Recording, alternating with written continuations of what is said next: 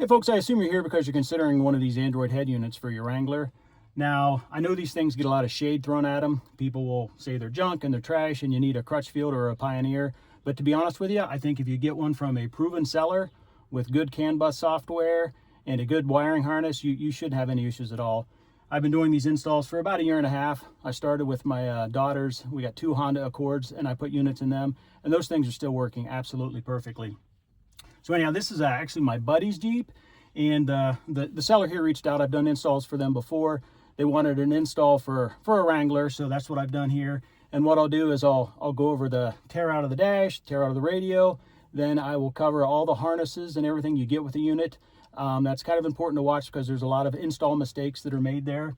Then I'll do the install, and finally, if you're still with me, I'll show you some of the features of the head unit.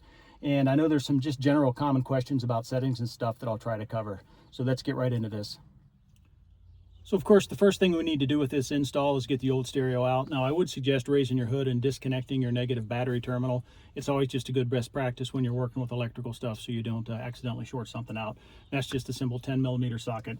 So now with these Wranglers, to get the radio out, it's actually very simple. There's like one integrated dash piece here that is held on by 4 bolts. Now they are 7mm bolts. One is in the top of your cubby, so just lift your plastic piece out and you will find it right in the middle. As you can see, my buddy has some kind of aftermarket phone holder here, which is actually pretty cool. I think if you're an off-roader, it'd be kind of neat to get some video. But anyhow, there, and then there's 2 bolts, one on each side of the steering wheel. To access them, just grab your trim piece underneath your steering wheel, give it a little tug, and it will drop out. And you'll find 2 7mm bolts, one on each side of the steering wheel. Now the last one is behind the window switch, so just take your trim tool, get it in here, if I can get it in here, and it'll pop out.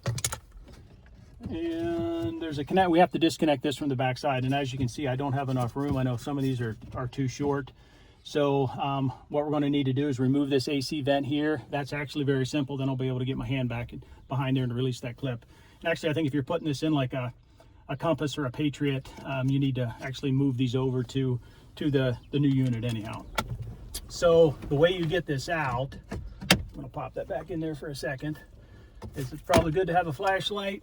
And once I get this out, I'll show you what I'm doing.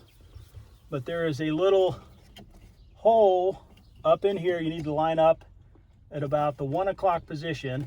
And if you don't see it, it probably means it's over here, and you just need to rotate that 180.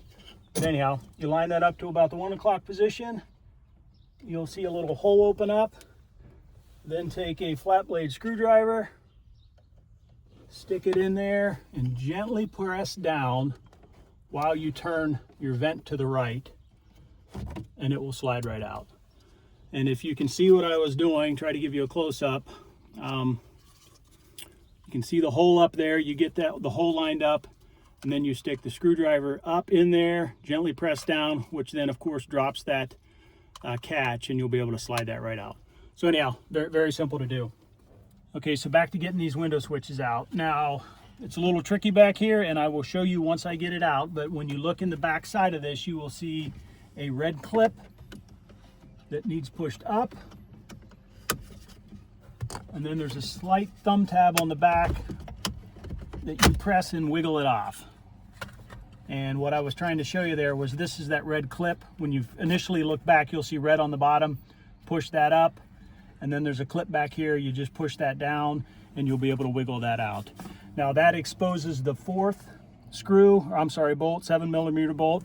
So what I'm going to do now, I'm not going to bore you with it, but I'm going to take this one out, and the 2 next to the steering wheel out. Then I'll be able to pull the dash panel off. Okay, so those 4 7mm bolts are out. Now the next thing you need to do is just take your trim tool and work this whole panel piece off. So just take your time here. Don't jerk on it too hard, and get in here and just start popping the pressure clips loose. And it should come off fairly easily. Looks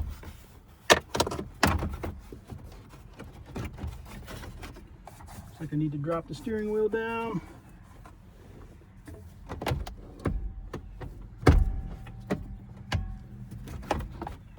Yes, there you go. lift it out of the way. And as you can see, here are those two, where the two 7mm bolts were on each side of the steering wheel. So set this aside. And then once again, we're back to 7mm bolts. There's 4 more on, 2 on each side of the radio. So I'm going to take those out, then I'll be right back with you. All right, so the 4 7mm bolts are out. Trying to respect your time. You don't need to watch me take those out. And then the radio will just pull forward. Now there are some pressure clips on the back, so it doesn't just come right out, but once it releases from those clips, it'll come out.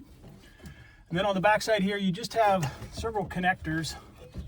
All you got to do is, some of them are friction fit, and some of them have press tabs on them. So let me get them off of here. Do these have tabs? Actually, it looks like they all have tabs. So, there, completely off. So now all we need to do is head into the house and get the new radio ready to be installed. Now I'm going to go over all the wires on the kitchen counter, and I know that sounds kind of boring, but please watch that part of the video, because there are common mistakes that get made in these installations that cause negative reviews on these Android type heads. But please watch it. I'll go over the wires, then we'll come back in and put the new head in. All right, I just wanted to go over real quickly what you get with the kit. Now, of course, you get the head itself, and this is just a standard Android style head. It does have an internal microphone. This is the adapter you get for the Wrangler.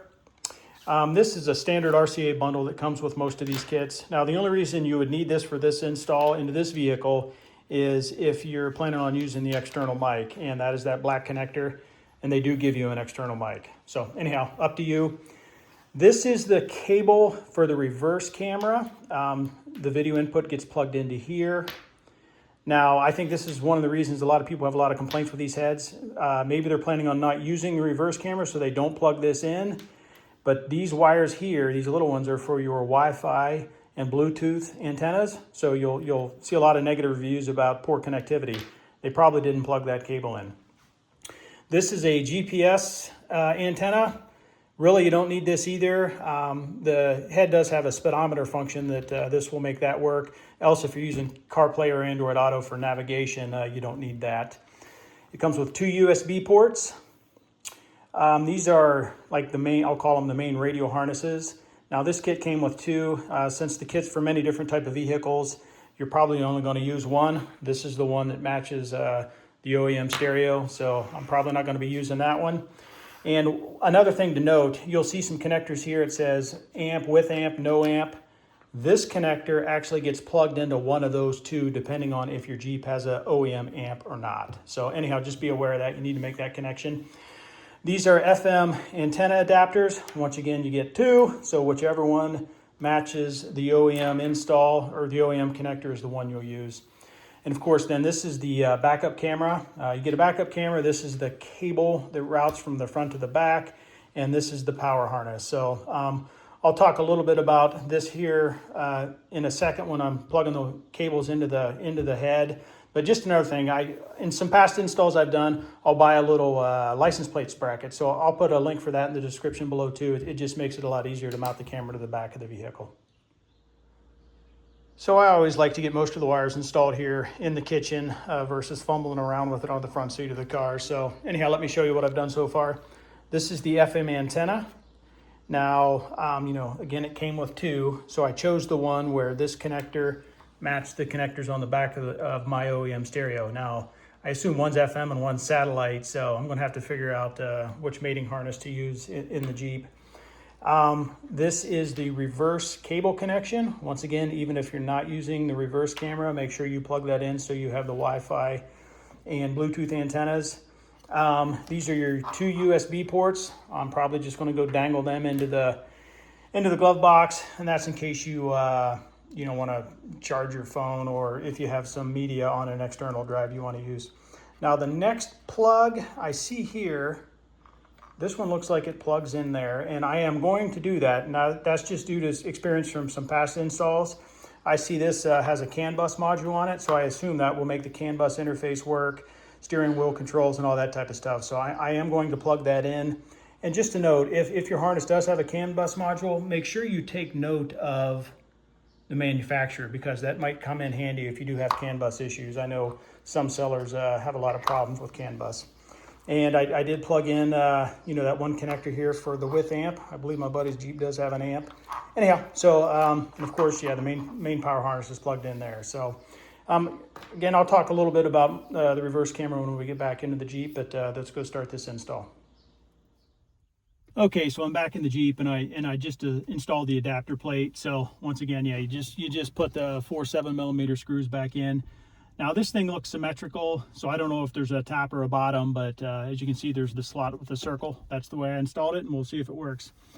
And now is also a good time if you're going to use the external mic and the GPS antenna. You should drop those down through for where you want to mount them now. I'm just going to drop the external mic down behind the steering wheel here somewhere, then my buddy can put it where he wants it if he wants to use it.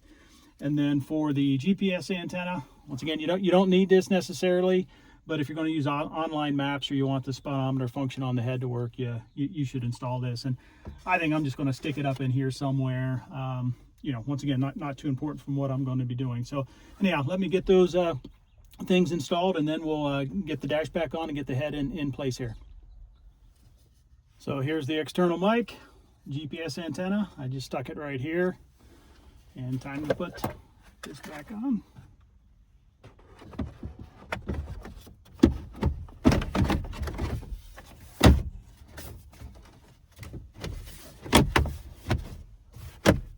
Okay, one thing I noticed when I was snapping that back on, it does matter, you know, the orientation over here. You need the slot, then the circle, because there is a clip behind here and a pin that goes into that. Now, another thing I did was you know, I could see some daylight through the glove box here. So this is the long cable that will go to the backup camera, and I have fished that wire up here too. So now I have the backup, the mic, and the GPS that need plugged into the back of that. I need to plug in, now there's the, you know, I don't know which one's satellite and which one's FM. The heavier coax is the white one, so I'm going to try that first, and I hope it's the FM antenna. And you know, 2 connectors got unplugged, but I believe I only have to plug this one back in. I'm going to install this right now just so it's easier to do. And then I'm going to fish, here's the head, I'm going to fish these 2 USB ports down through the same opening here, and snap the head in, and I'll be right back with you.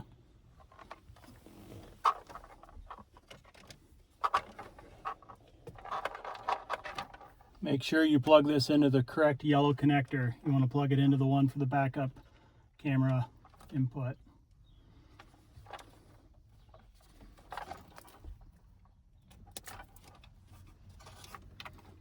GPS antenna just gets screwed on.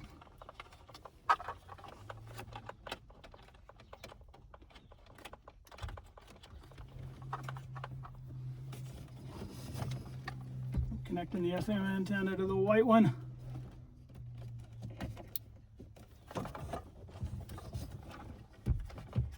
And the main harness. It'd be good to have a helper with this part of the step here.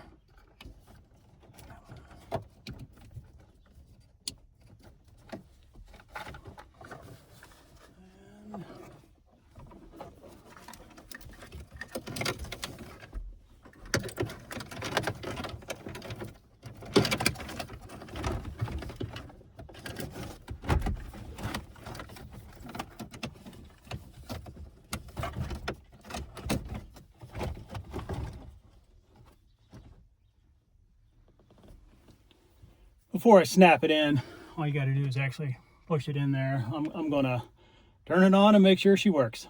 Make sure I got that FM antenna into the right connection, and make sure the steering wheel controls and the CAN bus and everything is working for me. Time to reconnect the battery. All right, battery's connected. Put it in accessory mode and see what happens.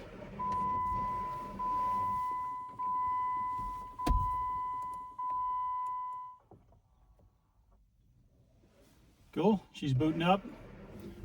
Got the rear windshield wiper on here. How do I turn that off? So when these boot initially, you know, this is the first time it's booted, it might take it a minute to get going, but after this initial boot, as soon as you turn the car on, it's up and running. So I'm going to let this thing finish booting, and then I'm going to do some checks here to make sure it's working.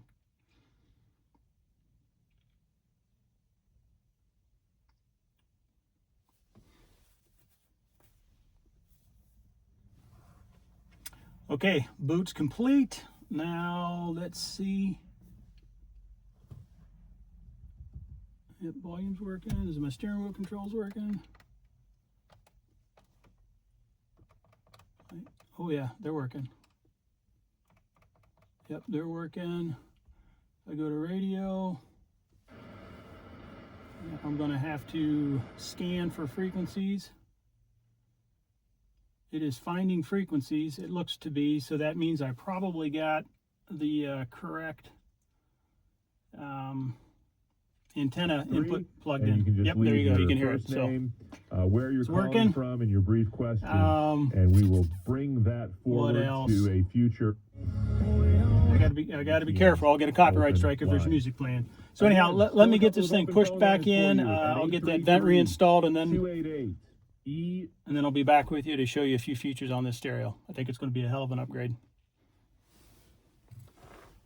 Okay, I got my wife's phone. I'm going to try and show you how to connect to Apple CarPlay and such. So basically, you go to the home page here, go to application. These are the apps on there right now. The Z-Link app is actually the app CarPlay works through, but just go to Bluetooth, and then you have to pair your phone. And I always get confused when it's oh yeah, it's actually showing on my phone right here, other devices. Now I got a pairing request. Hit pair, allow. Yep, there's Trisha's phone, that's the wife. It looks like it's pairing, and it's asking connect to CarPlay, connect. And let's see, hopefully it pops right up. Now I know, I have these actually in my girls' Honda Accords. I installed them about 1.5 years ago, and I still don't have something working here. I know as soon as they get into their car, oh, there it comes. It's popping right up. So it took a minute that time, but typically it pops up within, I don't know, 20 seconds as they're backing out of the driveway. So anyhow, but yeah, it's, if you've ever had Apple CarPlay, I'm sure you know how it works. But yeah, you got Spotify, she can stream her music. She can do whatever she wants on here. We can go to Chick-fil-A and, order chicken and all that kind of stuff. So anyhow, yeah, it's a hell of an upgrade for these older cars. So I'll show you a few of the other features here in a minute. Okay, so I assume some of you may not be real familiar with how these Android heads actually work. So just let me kind of show you on a typical startup here. So I'm just going to leave it in accessory mode so we don't have to listen to the engine run. But as you can see, it booted immediately. And my wife's phone's in here, so it's going through the Apple CarPlay Auto Connect right now, and that'll pop up here in a few seconds. But while we're waiting on that, it's time for me to grovel. If you like this video, if you think it's going to give you confidence to do the install, I know there's a ton of these install videos out there. Please give me a thumbs up. It'll just help it move it up in the search results so others can find it easier.